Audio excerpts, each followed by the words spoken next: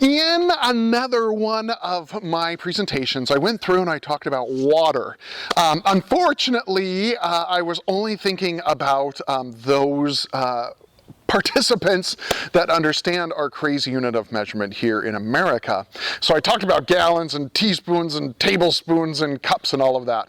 And so we're going to do something a little bit different.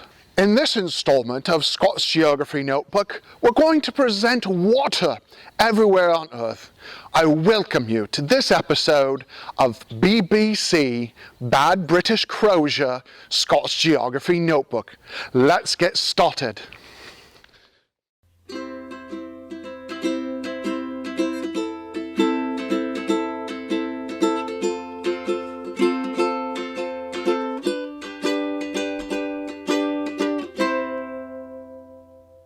Scott's Geography Notebook, BBC edition. If you were to take all of the water everywhere on Earth and bring it all together in one spot and bring it down into 1 litre of water, I want to go through and I want to think a little bit about our water this way. You see, that way we can see where the water actually is and how much water is going to be in different places. If all of the water of the world was represented by this 1 litre, well, then we can start to see really where the water is, and I hope to help you understand the scarcity of water. See, we don't have very much water that we can actually use to drink and to feed our animals and to grow our plants. But in this presentation, we'll look at what water we can actually get to. One place where there is not very much water, but this is where we'll start, is in the atmosphere. If we had all of the water in all of the atmosphere brought together, all of the water droplets in the clouds, all of the water vapor that is stored as gas in between you and me, bring it all together, it's going to be a very, very, very small amount. If we took everything from our entire litre of water, what we'd actually end up with water in the atmosphere would be 10 microliters. Now, it's important to understand that 1 little droplet is the equivalent of 50 microliters. I can't even do that with my little pipette. I could put 1 droplet, but then I'd have to cut it down into 5 little pieces. There's no way to break it down. That might be the actual amount of water that's there in the atmosphere, and ironically enough, is disappearing into the atmosphere once again. Very, very little water that we have out there in our atmosphere.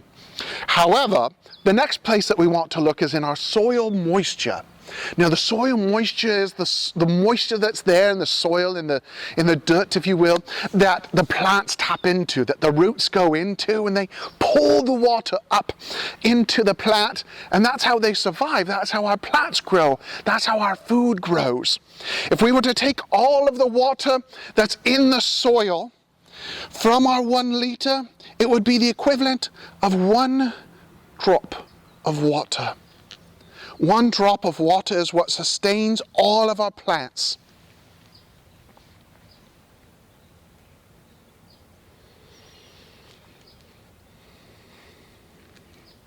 Now, there's other water, plenty of other water on the planet. One place where we find that will be in lakes and streams and rivers. Now, unfortunately, some of those lakes and streams of river have a higher mineral concentration. We refer to those as saline lakes. Here in the States, we have the Salton Sea of Southern California. We have Mono Lake, which is on the eastern side of the Sierra Nevada. For all of that water, those saline rivers, it's going to be 1.2 drops. So I suppose I could put 1 little drop. And then I could try, I don't think it will work, 1 almost other drop, 1.2 droplets of water. For all of the water on our planet is going to be in those saline lakes. It's not very much. Now, there still is all of those freshwater rivers and streams and lakes. That's where we get a lot of our water from those rivers that are flowing. We irrigate our crops oftentimes with those rivers, thinking of the rivers of the world, the Amazon River, the Congo, the River Nile. All of these different rivers are all freshwater rivers, and we access those. But if we were to take all of the water that's on our planet, it would only account for 1.3, Not even 1.5 drops. We'll go a little droplet. 1.3 droplets of water for all of the fresh lakes and rivers for the entire world. Now for our groundwater is where we get much of our water. Now there's two different places where groundwater is stored. Some of it is just below the surface. Maybe it's going to be tens to up to perhaps hundreds of meters below the surface, but not too terribly deep. That water is easily accessible. We can put pumps down there and pump that water up out of the ground. But that water, as we think about all of the water on our planet, it's only going to be 3 milliliters. Now, my little pipette has measurements for 3 milliliters. Let's fill that. I just lost my pipette in my water. Let's see if that pipette will come back out of the water.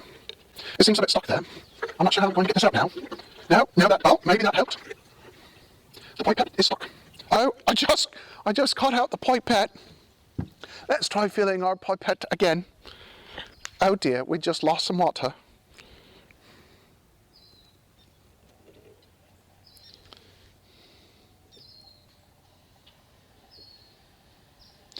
There we are with 3 milliliters of water. That's the groundwater that we have access to. That's the groundwater that we can tap into if we don't have enough fresh water. Places around the world are tapping into that groundwater. Now there's a bit more groundwater. However, this groundwater is much, much deeper. It's up to 500 meters below the surface. Water that's that low is very difficult to get to. It is very expensive to drill down to it. It's very expensive to pump that water back up out of there. So it's water that's there, but it isn't all that accessible to us. That also counts for 3 milliliters of water. Another 3 milliliters of water. Now, it's swell that it's there, but it really doesn't do much for us. The other place where we have a lot of water is going to be our ice and glaciers. The ice and glaciers of the world account for a significant amount of our water. Much more significant than any of the rest of these. Now, the ice and the glaciers are there, and they're very important. They do keep our sea levels from going up and inundating many coastal communities and entire countries, in fact. And so it's important that we have the ice and the glaciers where they are. But if you think of all of the ice that's over the surface of Antarctica and over Greenland, those are very large ice sheets. If we were able to, we would be pulling out of our liter of water an ice cube that was about 3 centimeters by 3 centimeters by 3 centimeters cubed. I've got an ice cube that's about that size. Let me demonstrate.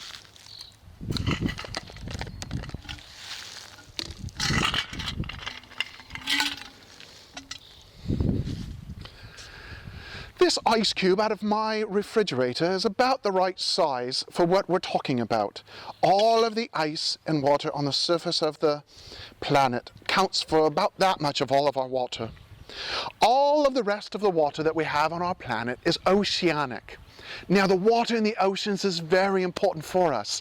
It helps to regulate our temperatures, it distributes energy, not to mention the life of so many of our species that are important to us here on Earth. But that water is saline. It has a higher mineral concentration. We can't drink it or it'll make us sick. We can't irrigate most of our crops with it. There are some processes of desalination, but that process is very expensive. So when we think about all of the water that we have on our planet, what do we actually have access to? We have our fresh water and our lakes and our groundwater. Compared to all of the water of the planet Earth, this is the water that we use to sustain life, that we irrigate our crops with, that we drink, that we give to our animals to sustain our life. All of the water on planet Earth, this is what we have available to us. I hope you've enjoyed this installment of BBC Scott's Geography Notebook. Join us next time.